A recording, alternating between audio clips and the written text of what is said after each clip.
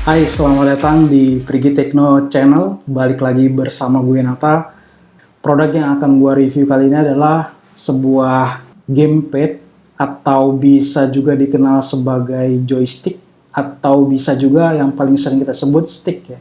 Misalkan stick PS, stick Xbox, stick buat main game gitu. Dan stick yang gue pakai kali ini yang untuk gue review adalah stick wireless, gamepad wireless tanpa kabel, dan spesifiknya gamepad ini bisa digunakan untuk game di sistem operasi Android ya. Dalam artian meskipun game ini bisa dipakai juga di Windows dan juga bisa di PS, tapi di video kali ini gue akan lebih nge-highlight di fitur dimana dia bisa dimainkan di Android. Dan untuk gamepad yang gue pilih kali ini adalah gamepad tipe GX100, dan ini adalah modelnya wireless tanpa kabel. Dan untuk gamepad ini sendiri itu gue beli di kisaran harga 250 ribuan ya. Untuk toko online yang ngejual ini cukup banyak dan harganya cukup bervariasi, tapi setelah gue cek itu variasi harganya nggak beda-beda jauh sih, tipis-tipis.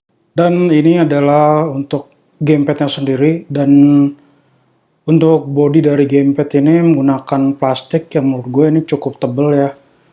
Tapi meskipun kokot, ini untuk bobotnya menurut gue untuk jenis gamepad controller dengan mode ada fitur getar, mode getarnya menurut gue ini udah untuk bobotnya cukup ringan ya.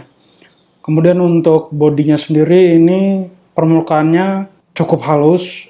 Ini modelnya ini disebut sebagai model doff ya, bukan glossy. Kalau yang untuk di bagian mereknya ini modelnya glossy, dia halus dan dia mengkilat. Tapi berbeda dengan yang untuk bagian body, ini model doff dia halus tapi dia nggak mengkilat, jadi lebih sangat membantu sekali menurut gua saat kita pakai berjam-jam main game. Tentunya tangan kita kan akan berkeringat ya, jadi sangat membantu nih untuk nggak terlalu terlihat bercak atau noda-noda sidik jari dari keringat yang ada di tangan kita. Dan juga dengan model doff ini juga untuk nggak mudah terlihat atau nggak gampang lecet ya, jadi ya kalau gue geser-geser gini pun itu nggak gampang lecet. Beda dengan mode glossy yang di bagian atas ini ya untuk logonya sendiri. Dan kemudian di bagian atasnya ini ada port untuk teman-teman nanti melakukan pengisian daya baterai dari si gamepad ini. Dan kemudian untuk di bagian depan ini ada tombol start, kemudian ada tombol select, dan kemudian di sini ada tombol home. Jadi tombol home ini bisa teman-teman gunakan kalau si gamepad ini nanti sudah masuk ke mode sleep. Jadi kalau dia nggak dipakai beberapa menit, dia akan mati secara otomatis. Jadi teman-teman kalau untuk menyalakan lagi bisa tekan tombol home ini. Jadi fitur auto sleep ini menurut gue sangat berfungsi dan berguna sekali karena sangat membantu untuk penghematan daya baterainya. Jadi kalau kita lupa saat nggak kita matiin, dia udah mati secara otomatis, dia mode sleep. Kemudian juga untuk di bagian analognya ini posisinya berbeda ya dengan gamepad yang biasanya gue pakai sebelumnya, di mana posisi untuk analognya yang sebelah kiri ini biasanya di bawah, tapi ini ditukar tempat, dipindah ke atas, dan di bagian bawah ini untuk tombol model digitalnya. Dan untuk tombol analog ini di bagian atas ini ada karetnya ya. Jadi menurut gue ini cukup membantu sekali kalau kita tangannya itu mudah berkeringat, jadi nggak licin saat kita gerakin dengan jempol kita. Kemudian juga untuk ukuran dari lingkaran analognya sendiri ini menurut gue nggak terlalu gede, jadi ini cukup sih. Jadi nggak terlalu ribet lah menurut gue untuk mulai main, kecuali kalau teman-teman sebelumnya itu terbiasa dengan gamepad yang memang ukuran tombol analog ini agak sedikit lebih besar, mungkin sewaktu perpindahan ke gamepad ini butuh penyesuaian. Tapi menurut gua untuk penyesuaian nggak butuh waktu yang cukup lama sih. Karena kualitas dari tombolnya sendiri menurut gue ini udah cukup oke dan bagus ya untuk kualitas dengan harga beli yang gua dapet. Dan kemudian di sini ada tombol turbo. Turbo ini fungsinya untuk mengaktifkan salah satu tombol di sini, tombol A, X, Y, atau B. Jadi teman-teman biasanya dipakai untuk main model pesawat, untuk mengeluarkan tembakan yang banyak, ataupun lagi untuk berantem ya, game-game yang berantem, misalnya pukul, tendang. Jadi kalau teman-teman aktifkan salah satu tombol sebagai turbo, jadi dia teman-teman pencet sekali aja, dia udah ngeluarin pukulan yang banyak atau ngeluarin tembakan yang banyak. Jadi dengan turbo cukup tekan sekali untuk mengganti fitur yang kalau teman-teman pencet banyak-banyak seperti ini. Dan bagaimana cara untuk mengaktifkannya, ini coba gue nyalain. Dan ini untuk status saat ini dia kelap-kelip ya, karena untuk receivernya belum gue sambungin dan belum terpairing. Oke, dan sekarang ini lampunya udah nggak kelap-kelip karena udah gue konekin ke handphone gue, ini handphone Android. Dan sekarang gue pencet tombol turbonya dan gue tahan dan gue pencet misalkan tombol A sampai lampunya menyala ya. Nah, bukti dia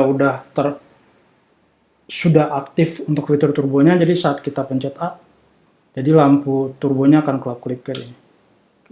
Kita lepas, dia mati. Oke, dan dia nyala lagi. Dan kalau untuk matiinnya lagi, teman-teman pencet lagi, turbonya tahan, pencet A lagi. Nah, ini udah balik normal lagi. Sama juga kalau misalkan mau ke B, pencet lagi, ditahan turbonya, pencet B. Oke, dan dia nyala. Mau dinetralin lagi, sama, hold, balik lagi.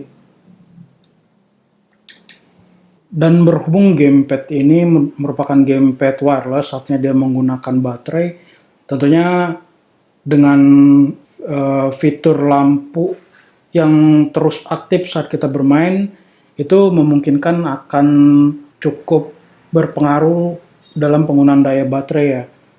Tapi dalam hal ini teman-teman tidak perlu khawatir karena dari gamepad ini sendiri sudah menyediakan fitur untuk mematikan tombol ini saat teman-teman sedang bermain. Jadi teman-teman bisa punya dua pilihan, mau pakai dengan mode seperti ini kelihatan ataupun dengan dimatikan. Gimana sih cara matiinnya? Teman-teman tinggal tahan aja tombol L1 dan R1-nya secara bersamaan. Ditahan terus sampai dia mati. Oke, jadi sekarang statusnya udah mati ya tombolnya. Cuma ini akan tetap menyala karena ini sebagai indikator untuk koneksi ke receivernya sendiri. Dan bagaimana untuk mengaktifkannya kembali? Teman-teman tinggal switch saja ke off, kemudian teman-teman nyalain lagi on, jadi dia akan balik lagi. Dan kemudian untuk di bagian atasnya sendiri ini ada tombol L1 dan R1.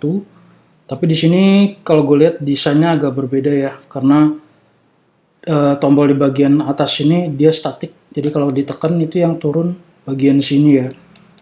Tapi ini lebih balik lagi ke kenyamanan kita masing-masing. Tapi awalnya gue memang nggak nyaman, tapi setelah udah pakai 3 minggu, akhirnya sudah mulai adaptasi sendiri karena biasanya kita akan mencet dengan jari kita di bagian sini ya, bagian pergelangan di ujung sini.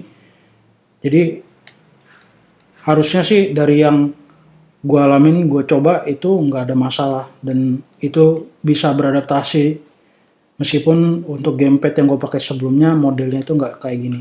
Kemudian di bagian L2 dan R2 ini fungsinya dia sebagai analog ya, analog trigger. Kalau di bagian boxnya itu ditulis namanya, dan ini sama seperti ini analog. Dan fungsinya itu tentunya nanti akan berbeda-beda ya, sesuai dengan jenis game yang teman-teman mainin. Karena tiap game tentunya akan membuat fungsi berbeda-beda untuk setiap analog di gamepadnya tersebut. Dan sekarang ini gue akan coba mainin salah satu game. Dan sebelum memulai main game, untuk teman-teman nanti pakai setelah baru beli, itu disaranin untuk mengikuti petunjuk penggunaan ya, dimana untuk pertama kalinya itu teman-teman harus melakukan cas terlebih dahulu sampai penuh untuk baterainya, baru nanti teman-teman bisa pakai untuk pertama kalinya. Tujuannya biar kualitas baterainya itu terjaga ya, dan sesuai dengan requirement yang memang udah ditentuin dari spesifikasi produk untuk GX100 ini. Dan sekarang gue udah install salah satu game mobil balap. Itu gue pakainya Asphalt 9 untuk nyobain gamepad ini. Dan satu hal yang perlu teman-teman ketahui dan perlu teman-teman ingat, bahwa tidak semua game Android itu kompatibel atau support atau bisa digunakan dengan controller ya, atau gamepad. Gamepadnya bebas, bisa merek apa aja. Yang pasti teman-teman harus perhatikan hal tadi. Jadi teman-teman bisa cek terlebih dahulu game yang akan teman-teman mainkan tersebut kompatibel nggak dengan controller atau gamepad. Dan untuk Asphalt 9 ini tadi udah gua tes dan ternyata dia kompatibel dengan controller.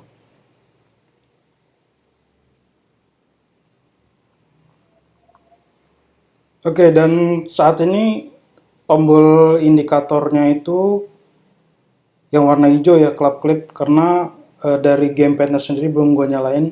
Dan sekarang gue akan switch on untuk tombol yang di belakang ini. Oke, dan untuk lampu indikatornya itu udah nyala berwarna hijau ya, statik, jadi dia nggak clap clip. Oke, dan gimana sih biar tahu kalau game yang kita mainin itu kompatibel untuk controller atau gamepad? Caranya mudah, teman-teman masuk aja ke menu setting yang ada di game yang akan teman-teman cek ya. Dan di sini masuk ke game setting, kemudian pasti ada menu control. Hanya nanti mungkin di setiap game akan posisinya berbeda ya. Nah, di sini kalau dia kompatibel, dia akan menyediakan dua pilihan. Yang ini controller, jadi dia bisa controller auto atau touch drive juga bisa, atau yang controller full manual. Dan sekarang gue coba dulu untuk yang controller touch drive. Nah, kalau yang tanpa controller juga ada pilihan tuh touchscreen, mau versinya kayak gimana. Setiap halaman yang akan teman-teman kunjungin itu nanti akan ada guide-nya gitu. Misalkan untuk pilih yang sebelah kiri itu berarti pencet A. Kemudian untuk back itu B. Di sini sudah ada dimunculin di setiap tombol-tombolnya ya. Nah, ini misal play, jadi di sini diinfoin untuk pencet X. Sekarang gue coba aja langsung main.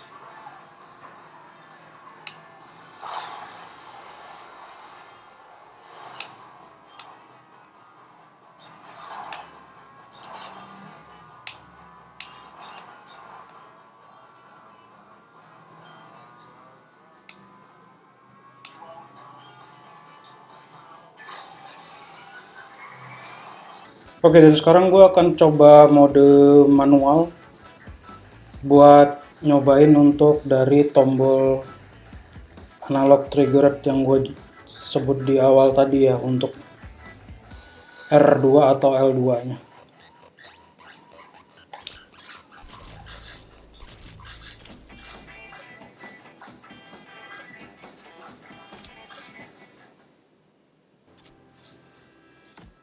Game setting, gue masuk ke control, ganti ke manual control. Oke, dan sekarang gue back lagi. Oke, dan di sini saat pilih manual itu udah dijelasin ya semua bagian-bagian untuk actionnya nanti apa aja, dan tiap game biasanya beda-beda ya. Ini hanya contoh aja gitu.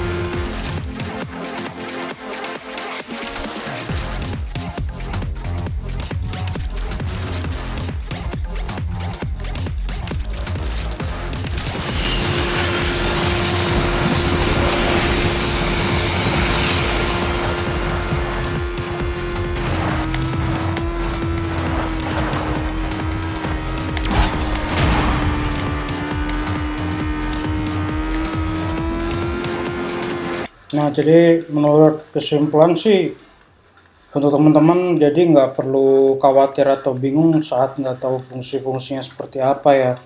Biasanya di gamenya kalau dia udah support controller, sama kayak tadi tuh dia akan ngasih instruksi untuk action seperti apa, itu harus pencet tombol seperti apa. Oke, itu aja video review gua kali ini. Sekian video dari gua, sampai jumpa di video gue selanjutnya.